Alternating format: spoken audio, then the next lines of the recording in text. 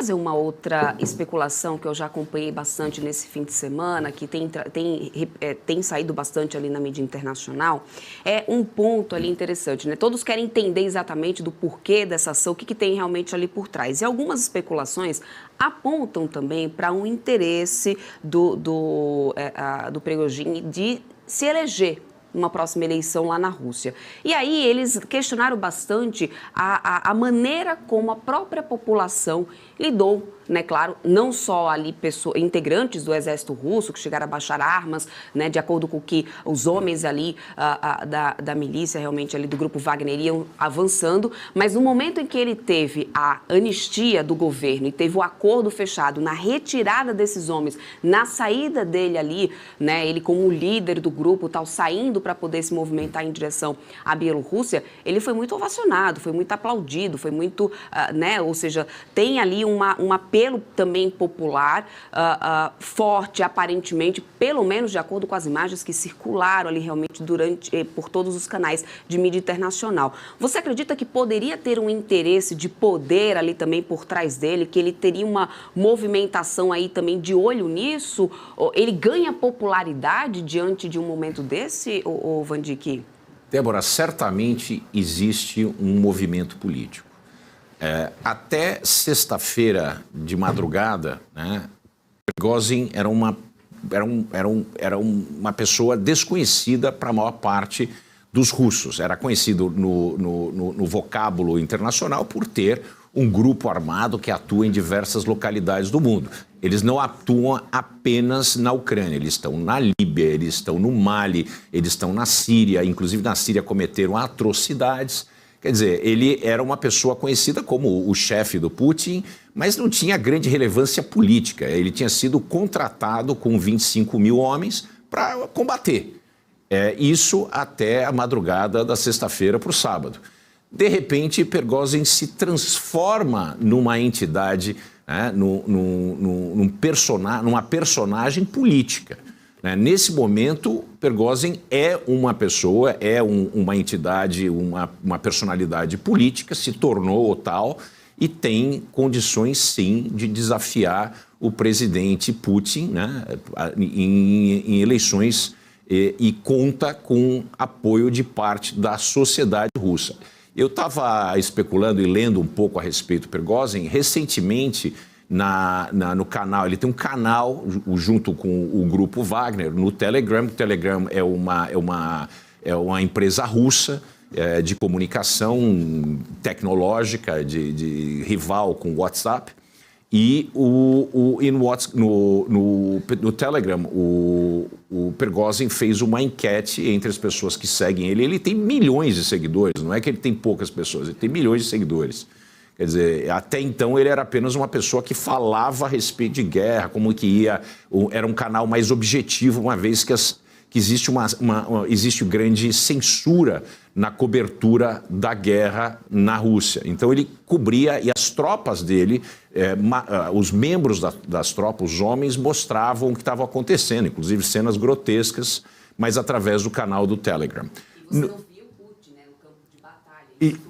Coisa que eu também li bastante. Exatamente. Ele é o homem que está lá, ele está mostrando. Esse é um ponto muito relevante. Foi exatamente isso que ele fez. Ele se aproveitou disso algumas semanas atrás, né, para os seguidores e fez essa enquete quem eles votariam para presidente da República.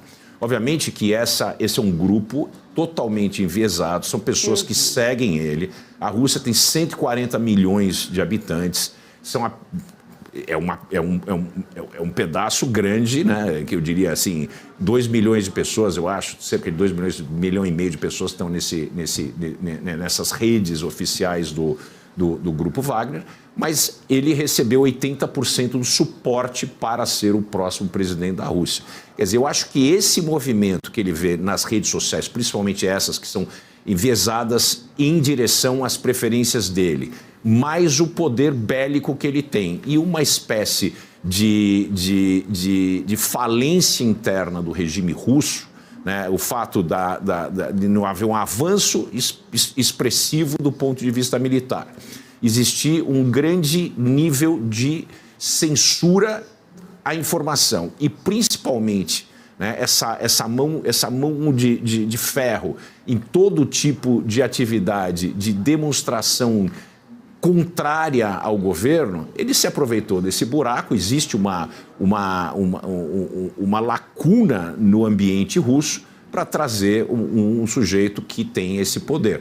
Ele, diferentemente do Navalny, que está preso, e outras pessoas que poderiam serem rivais do presidente Putin, o Prigozhin tem uma prerrogativa diferenciada dos demais. Ele tem um exército e ele mostrou que realmente teria condições de desafiar, né, a segurança de Moscou. Então, certamente, você tocou num ponto que o Prigozhin hoje se torna o maior potencial rival do presidente Putin. E eu, inclusive, discuti esse final de semana com amigos a respeito disso, né, e eu falei que era possível uma reviravolta ainda mais bizarra, né, caso não houvesse algum tipo de acordo de paz e uma anistia para o Prigozhin, se ele tivesse de fato levado a cabo, né, que era possível que elementos da OTAN tivessem que ser forçados a se aliar com o Putin, porque entre o demônio que eu conheço e o demônio que eu desconheço, a gente sabe como é que funciona o Putin. O Putin, apesar de todos os pesares, né, não é uma pessoa que passou grande parte da sua juventude preso por, entre outras coisas, estupro e roubos armados. Quer dizer, ele não é um bandido, ele pode ser um tirano. E a possibilidade de uma pessoa como o Prigozhin promover uma implosão do regime russo e uma sucessão violenta do presidente Vladimir Putin poderiam levar a consequências que a gente não tem a menor ideia, uma vez que a Rússia tem o maior arsenal nuclear do mundo. Imaginem vocês mais de 6 mil ogivas nucleares na mão de um senhor da guerra. Quer dizer, que poderia fazer um leilão dessas ogivas, inclusive para grupos extremistas que são agentes de não Estado, né? Eles não são um país, o que dificulta muito o potencial de uma retaliação, né? Você não pode invadir um país ou se justificar usar armas nucleares contra um país, porque existe um grupo sectário extremo lá dentro e dificulta muito a relação de política de defesa. Então, a meu ver, e de várias pessoas com quem eu conversei, a gente ainda poderia ter uma reviravolta ainda mais bizarra com relação a essa questão que você abordou, Débora.